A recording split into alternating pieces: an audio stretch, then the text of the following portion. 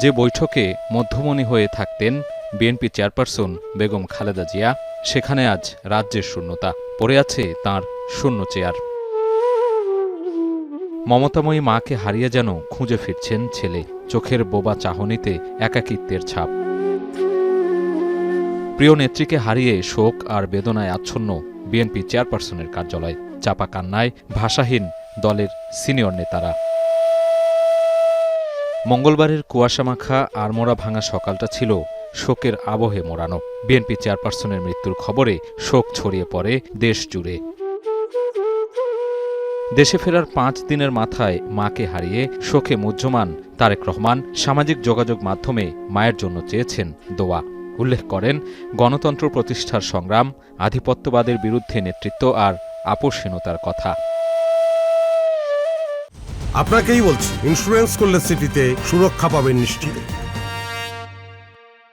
খালেদা জিয়ার মৃত্যুতে 3 দিনের রাষ্ট্রীয় শোক ঘোষণা করেছে সরকার।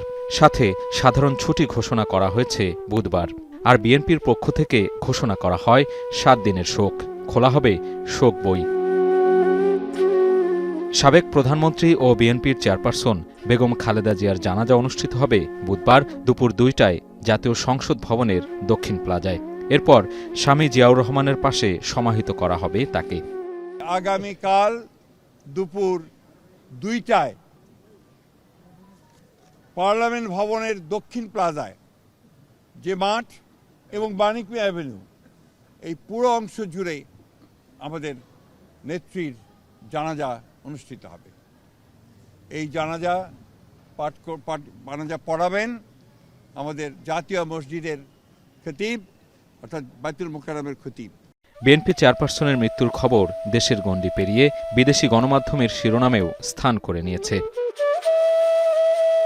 সাধারণ গৃহবধূ থেকে দৃঢ়চেতা এক নেত্রীর বিদায়ে ইতি ঘটল এক রাজনৈতিক ইতিহাসের। সাজিদ আরাফাত, এখন, ঢাকা।